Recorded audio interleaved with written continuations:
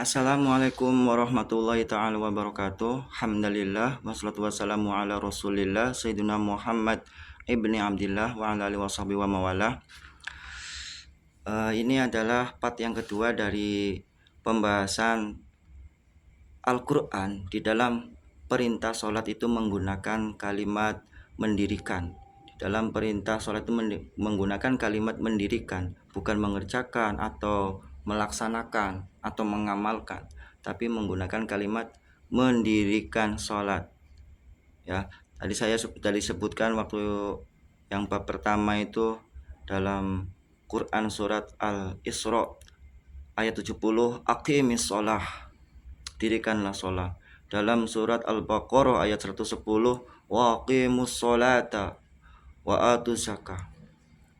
Dan juga di dalam surat Al-Bayyinah ayat 5 jelaskan hunafa'a wa yuqimus sholata wa yu'tuz zakata wa dzalika dinul qayyimah. Jadi ada suatu rahasia di dalam perintah sholat menggunakan kata mendirikan, karena di dalam sholat itu ada rukun-rukun yang harus didirikan. Apa rukun-rukunnya? Itu ada 3, ya. Rukun penyangganya itu ada 3, jadi kayak tripod, ya, 3 penyokong. 3 penyokong itu rukunnya apa aja? Pertama, rukun qauliyah. Rukun qauliyah itu adalah rukun ucapan. Sebagaimana yang kita tahu bahwa sholat itu adalah rangkaian ibadah yang terdiri dari ucapan, perbuatan atau gerak, ya. Gerak dimulai dari takbiratul ihram yang di dalamnya terselip niat, dan diakhiri dengan salam dengan suatu ketentuan-ketentuannya. Jadi rukun yang pertama itu adalah rukun qauliyah. Rukun qauliyah itu adalah rukun ucapan. Rukun ucapan itu apa saja yang wajibnya perlu kita tahu, ya.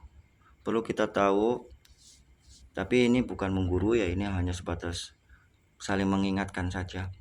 Yang pertama adalah takbiratul ihram. Takbiratul ihram itu harus diucapkan. Allahu Akbar.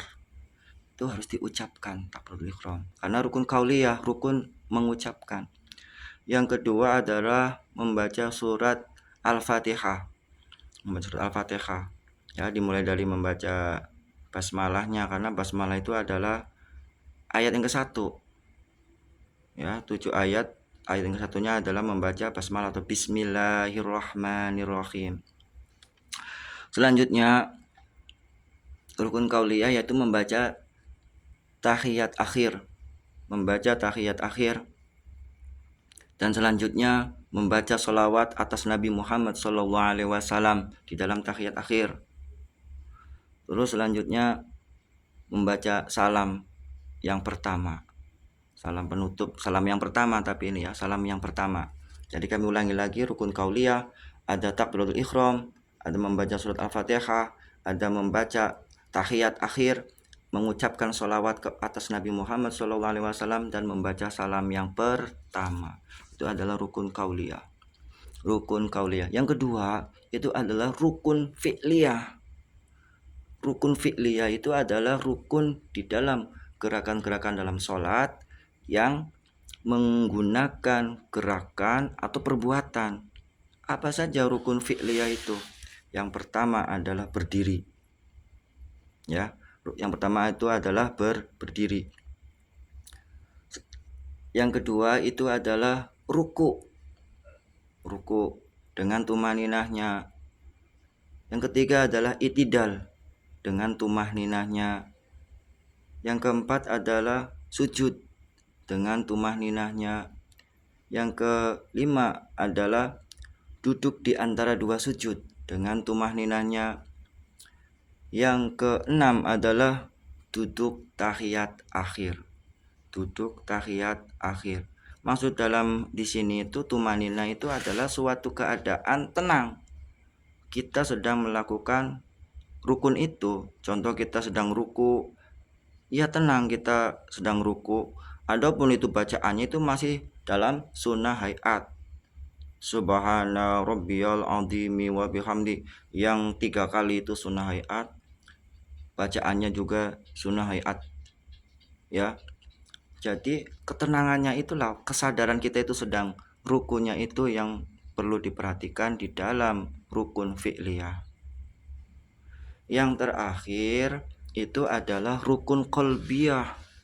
Jadi penopang atau pondasi-pondasi di dalam sholat yang harus kita dirikan, karena kalimat perintahnya itu adalah kalimat mendirikan sholat. Jadi rukun qauliyah, rukun fi'liyah, yang satunya lagi adalah rukun qalbiyah. Rukun qalbiyah, para ulama fikih sepakat bahwa niat itu bagian daripada rukun qalbiyah. Ada juga yang mengatakan bahwa tertib urutan dari rukun yang satu ke rukun yang lain, yang awal diawalkan, yang akhir diakhirkan, tidak selang-seling, tertib dari pertama sampai akhir. Itu juga mengatakan rukun qalbiyah.